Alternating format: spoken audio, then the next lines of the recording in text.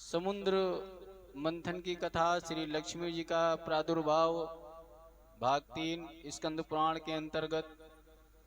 लोमेश जी कहते हैं, हे ऋषिगण, एक समय की बात है, देवराज इंद्र संपूर्ण लोकपालों तथा ऋषियों से घिरे हुए सुधर्मा सभा में विराजमान थे। वहां सिद्ध और विद्याधर उनकी स्तुति कर रहे थे। उसी समय परम बुद्धिमान देवगुरु बृहस्पति अपने शिष्यों के साथ वहां पधारे। उन्हें उपस्थित देखकर देवताओं ने सहसा उनके चरणों में मस्तक झुकाया। इंद्र ने भी देखा कि गुरुदेव सम्मुख खड़े हैं, किंतु इंद्र की बुद्धि राजमद से दूषित हो गई। क्यों? कभी कभी लगता है कि जैसे हम लोग एकांत में कोई मिल जाए तो सम्मान देने में पीछे नहीं होते। अरे हमारे गुरु जी हैं, और अगर गुरु जी की कृपा से जिस सिंहासन पर बैठे हो जो राज पाठ मिल जाता है तो बड़े लोगों की पैलगी बदल जाती है। एकांत मिलेंगे दंडवत, परिवार वालों के समय चरण स्पर्श, समाज के सामने घुटनों तक, और कहीं पद प्रतिष्ठा पर बैठे हैं तो एक हाथ से, और जब कोई राज पद पे बैठा था तो दोनों हाथ जोड़ करके भी प्रणाम करना छोड़ दो, दूर से भी प्रणाम नहीं किया, और न आदर पूर्वक कोई शब्द ही कहा कि गुरुजी आइए बैठिए विराजिए। मुंह से गुरु शब्द तक नहीं निकला। इंद्र को राजमद से उन्मत्त जानकर भगवान बृहस्पति, गुरु भगवान ही होते हैं, अब आचार्य बृहस्पति जी क्रोधित हो गए और वहीं से राज्यसभा से अंतर ध्यान हो गए कि इंद्र जहां पर ब्राह्मण का अपमान हो जाए वहां से एक दुआ सलाम पैलगी ही मिलनी थी, वो तुमने जब बंद कर दी तो उसी राज्यसभा से बृहस्पति जी अंतर ध्यान हो गए। नृत्य गीत आदि समाप्त हुआ। जब एकांत में इंद्र बैठे तो सचेत हुए। अरे, तब उन्होंने लोगों से तुरंत पूछा, महातपस्वी गुरुदेव कहाँ चले गए हैं? तब नारद जी ने देवराज इंद्र से कहा, बलसूदन, निसंदेह आपके द्वारा गुरु का अपमान हुआ है। गुरु के अनादर से अपने आप श्री चली जाती है, यश चला जाता है, बुद्धि कुंठित हो जाती है।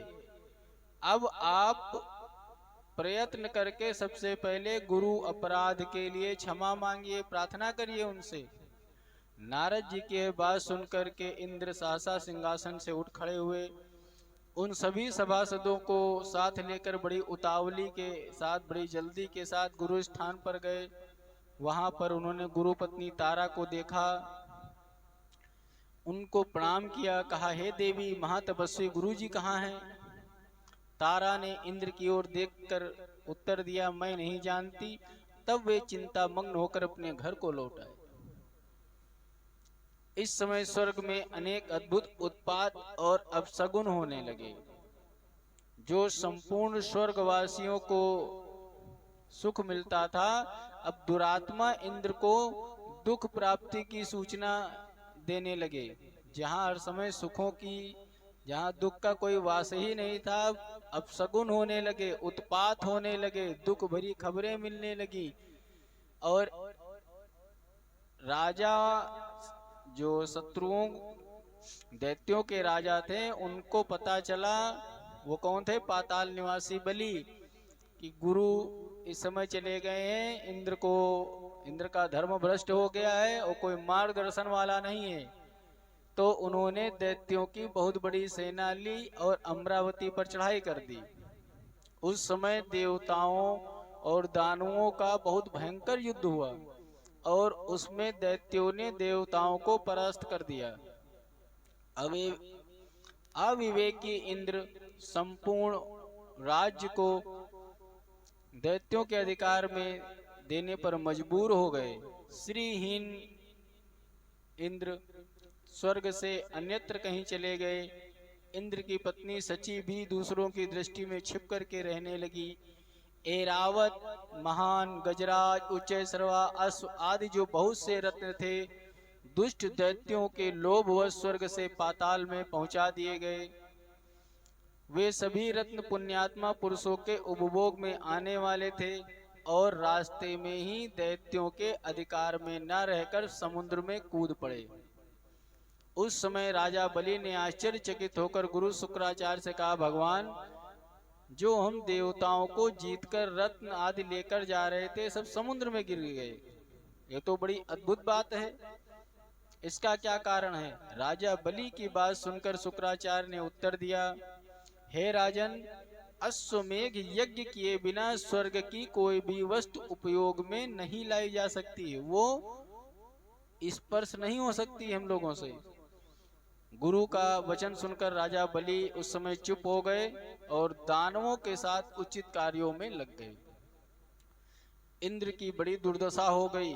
वे ब्रह्मा जी के पास गए, सब समाचार सुनाया। इंद्र की बात सुनकर के ब्रह्मा जी ने उनसे कहा, तुम समस्त देवताओं सहित और हम भी चलते हैं, सर्वेश्वर भगवान विष्णु की आराधना के लिए चलते हैं। यह सलाह करके इंद्र संपूर्ण लोकपाल ब्रह्मा जी को आगे करके क्षीर समुद्र के तट पर गए। वहां उन सब ने भगवान विष्णु की स्तुति आरंभ की। उन्हें स्तुति करते देखकर श्री भगवान बोले, हे देवगण, गुरु की अवहेलना करने से सारा अभ्युदय नष्ट हो जाता है। हे ब्राह्मण, इस इंद्र ने जो अन्याय किया है उसका फल इसे तत्काल प्राप्त हो गया और केवल इंद्र के ही कर्म से संपूर्ण देवताओं पर संकट आया है। राज्य पर कोई भी संकट अगर आता है तो उसका जिम्मेदार वहां का राजा माना जाता है। जब किसी भी पुरुष के लिए विपरीत काल उपस्थित हो जाए तब उसे दूसरों का सहयोग प्राप्त करने का प्रयास करना चाहिए। अतः हे इंद्र, अब तुम मेरी बात मानो। इस समय तुम्हें अपना काम बनाने के लिए दैत्यों के साथ संधि करनी चाहिए। भगवान विष्णु के इस प्रकार आज्ञा देने पर बुद्धिमान इंद्र अमरावती छोड़ करके देवताओं के साथ सुतल लोक पाताल में गए। इंद्र आए हैं सुनकर राजा बलि बड़ा रोष में भर गए। उन्होंने अपनी सेना के साथ जाकर इंद्र को मार डालने का विचार किया। उस समय नारद ने राजा बलि और दैत्यों को भेद ऊंच नीच समझाया कि इससे राजा बलि इंद्र के प्रति क्रोध त्याग दिए। जहां नारद जी समझाने जाए वहां समझाने में बताया, जो कोई आया है दीनहीन आदमी तुम्हारे दरवाजे पे आ जाए और तुम उसको, इतने में ही इंद्र भी अपनी सेना के साथ आ पहुंचे। राजा बलि ने देखा लोकपाल से घिरे हुए इंद्र श्रीहीन हो गए। अब उनमें प्रभुता का कोई अभिमान नहीं रह गया, बिल्कुल दीनहीन अवस्था में। उन्हें इस अवस्था में देख करके राजा बलि हंसते हुए बोले, हे देवराज इंद्र, इस समय तुम स्वर्ग छोड़ करके सुतल में क्या कर रहे हो? यहाँ पाताल में क्या कर रहे हो? हंसी उड़ाई। जहाँ हर समय एरावत पे चलने वाला, इतना ऐश्वर्य से रहने वाला, पाताल की तरफ देवता देखते भी नहीं हैं। इंद्र मुस्कुराते हो, ले भैया, हम सब देवता क्रोध के अधीन हो रहे हैं। आप सब लोगों की भी यही दशा है, जैसे हम वैसे आप लोग। अतः हमारा कलह निरर्थक है, क्योंकि जो तुमने जिस कारण से हम पे अधिकार किया वो भी तुम्हारे हाथ नहीं लगा। स्वर्ग जीतने गए थे और हमारे हाथ से भी चला गया, तो जैसे तुम वैसे हम, कुछ हाथ लगा नहीं। भाग्यवश आपने मेरा संपूर्ण राज्य एक क्षण में ले तो लिया, लेकिन सारे रत्न आदि सब उठा लाए, लेकिन वे सब जहाँ के थे वहीं पर तुरंत अपनी अपनी जगह पर चले गए। अतः विद्वान पुरुष को एक दूसरे से मिलकर कर्तव्य के विषय में विचार करना चाहिए कि वो वस्तुएं जब आपके योग्य भी नहीं रह गई, हमारे भी योग्य नहीं रह गई। विचार करने पर ज्ञात होता है कि ज्ञान होने पर संकट से छुटकारा अवश्य मिल जाता है। बैठ करके संधि की बातचीत करने लगे, कहने लगे, मैं इस समय, उस समय बलि महाराज बहुत सशक्त थे, तो इंद्र ने कहा, मैं तुम्हारे शरणागत हूँ। इंद्र की बात समाप्त होने पर देवर्षि नारद जी राजा बलि को समझाते हैं, दैत्यराज, शरण में आए हुए की रक्षा करनी चाहिए। जो लोग ब्राह्मण, रोगी, वृद्ध, शरणागत की रक्षा नहीं करते हैं वे ब्रह्म हत्यारे माने जाते हैं। इस समय शरणागत शब्द से अपना परिचय कराते हुए तुम्हारे पास आए हैं, अतः इनका भली भांति रक्षण और पोषण करना तुम्हारा कर्तव्य है। देवर्षि नारद जी के यो समझाने पर कर्तव्य और अकर्तव्य के ज्ञान में कुशल दैत्यराज बलि ने स्वयं अपनी बुद्धि से विचार किया। तदंतर लोकपालों और देवताओं के सहित इंद्र का बड़े सम्मान के साथ स्वागत सत्कार किया। मन में विश्वास उत्पन्न करने के लिए अनेक प्रकार की सच्ची शपथें भी खाई। इंद्र ने भी राजा बलि को विश्वास दिलाने के लिए शपथें खाई, यानी कसमें खाई। क्या होता है? मैत्री डीड, जैसे होते नहीं, फ्रेंडशिप डीड, संधि पर दस्तखत किए दोनों लोगों ने कि देवताओं और किस लिए ये संधि किस लिए थी? ऐश्वर्य प्राप्त करने के लिए, श्री प्राप्त करने के लिए। समुद्र मंथन किया जाएगा मिल के, दोनों अकेले ना इनके बस में है। अगर राक्षस इतने ताकतवर वो निकाल लेंगे तो उनके वो छूने में भी नहीं आएंगी,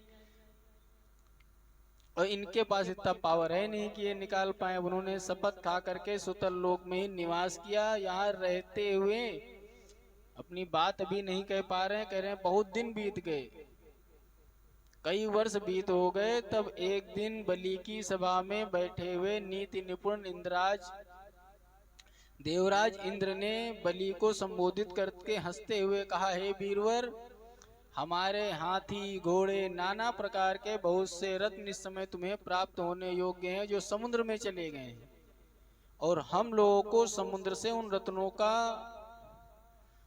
उद्धार करना चाहिए। इसके लिए समुद्र मंथन उचित है। इंद्र के इस प्रकार प्रेरणा देने पर शीघ्रता पूर्वक समुद्र मंथन का उपाय कैसे किया जाए चर्चा होने लगी। उसी समय गंभीर ध्वनि में आकाशवाणी होती है, देवताओं, तुम क्षीर सागर का मंथन करो और इस कार्य में मंदराचल को मथानी बनाओ और वासुकी नाग को रस्सी बनाओ। फिर देवता और दैत्य मिलकर के मंथन आरंभ करो। आकाशवाणी सुनकर सहस्त्रों दैत्य और देवता समुद्र मंथन के लिए उद्यत हो गए। स्वर्ण के समान कांतिवान मंदराचल के समीप गए। उस महान पर्वत को देखकर संपूर्ण देवताओं ने हाथ जोड़ करके कहा, हे दूसरों का उपकार करने वाले पर्वत श्रेष्ठ मंदराचल, हम सब देवता तुमसे कुछ निवेदन करने आए हैं, उसे तुम सुनो।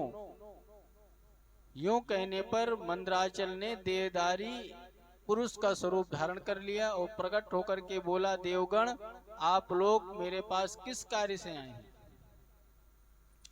इंद्र ने मधुर वाणी में कहा, हे मंदराचल, हम समुद्र को मथ कर अमृत निकालना चाहते हैं। इस कार्य के लिए तुम मथानी बन जाओ। मंदराचल ने कहा, बहुत अच्छा। यह कहकर उनकी आज्ञा स्वीकार की और देव कार्य की सिद्धि के लिए देवताओं, दैत्यों, विशेषता इंद्र ने कहा, इंद्र से उसने क्या कहा, देवराज, आपने अपने वज्र से मेरे दोनों पंख काट डाले हैं। पहले पर्वत कथा ही थी, पर्वत भी चला करते थे, उड़ते थे, तो अब हम वहां तक कैसे जाएंगे? अगर आज हमारे पर होते तो उड़ के हम वहां पहुंच जाते,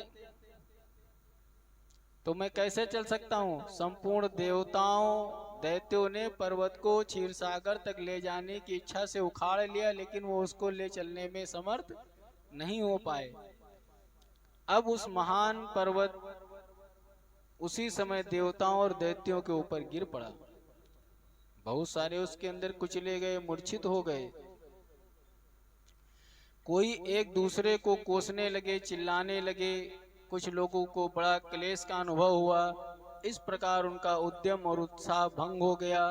तदंतर वे देवता और दानव सचेत होकर के जगदीश्वर भगवान विष्णु की स्तुति करने लगे।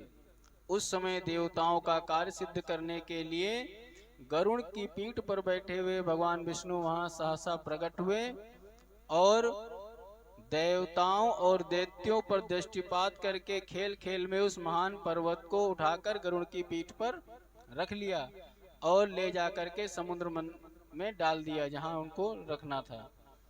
तदंतर सब देवता दैत्यों को लेकर के वासुकी नाग के समीप गए और अपनी प्रार्थना करी।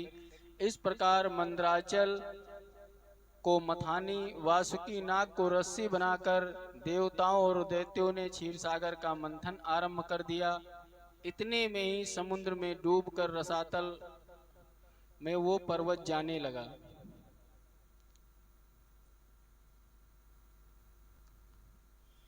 अब जब रस्सी बना करके मंदराचल से मथानी जब बनाने लगे तो क्या हुआ, जब जमीन नरम हुई तो मंदराचल अब जमीन में जाने लगा, घुसने लगा। तब भगवान विष्णु ने कच्छप रूप धारण करके मंदराचल पर्वत को अपनी पीठ पर धारण किया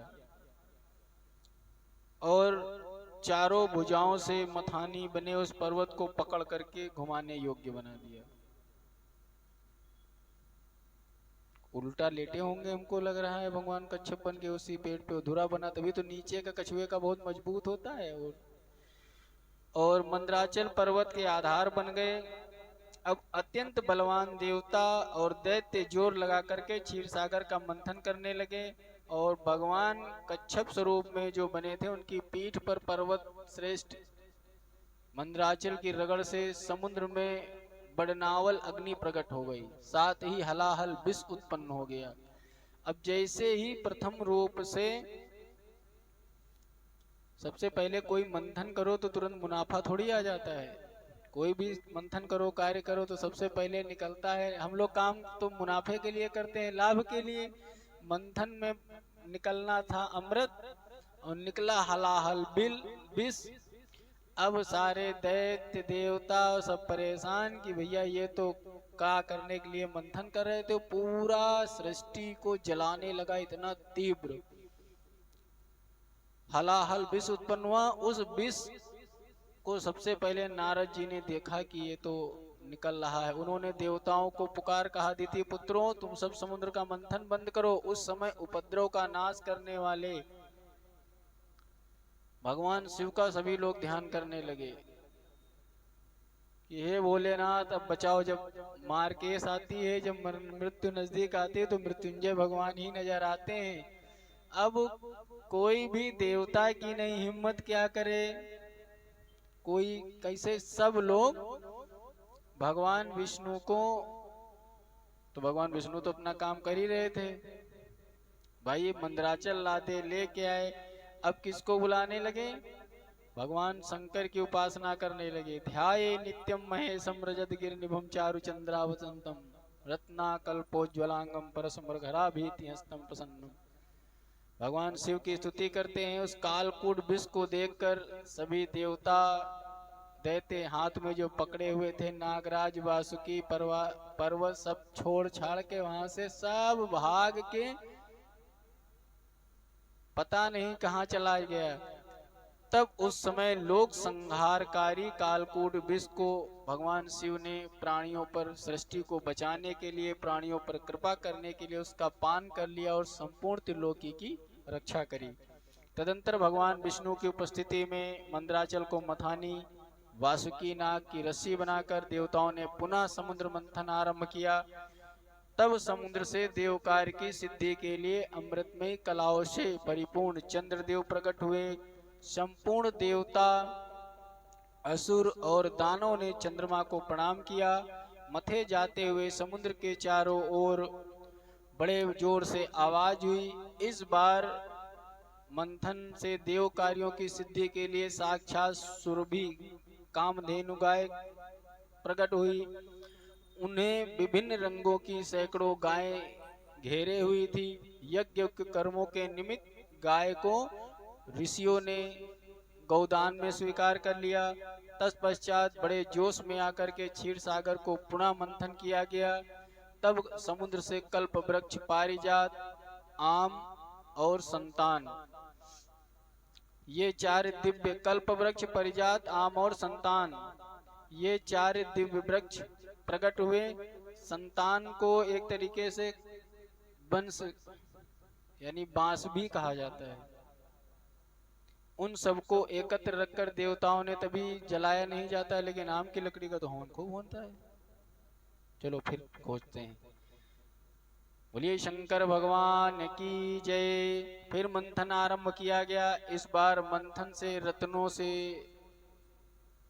सबसे उत्तम क्या कौस्तुभ मणि रत्न प्रकट हुआ, जो अपने प्रकाश से तीनों लोकों को प्रकाशित कर रहा था। तब देवताओं ने उसको भगवान विष्णु की सेवा में भेंट कर दिया। फिर देवताओं दैत्यों ने तुरंत मथना आरंभ कर दिया। तो बड़े बल से बड़ा जोर लगा के गर्जना कर करके इस बार मथे जाते हुए समुद्र से उच्च श्रवा नामक अश्व, उसके बाद गज श्रेष्ठ ऐरावत, और उसके साथ उन्हीं के समान कहते हैं श्वेत वर्ण के 64 और हाथी थे। सबको मध्य में स्थापित करके जब वे समुद्र मंथन पुनः करने लगे तो उस समय समुद्र से मदिरा, भांग, काकड़ा सिंगी, लहसुन, गाजर, अत्यधिक उन्माद कारक धतूर, पुष्कर और बहुत सी तामसी वस्तुएं भी प्रकट हो गईं। इन सबको समुद्र के किनारे एक स्थान पर रख दिया गया। तत्पश्चात देवता और दानव पुनः पहले की भांति समुद्र मंथन करने लगे। अब की बार समुद्र से भुवनों की एकमात्र अधीश्वरी दिव्य स्वरूपा महालक्ष्मी प्रकट हुई।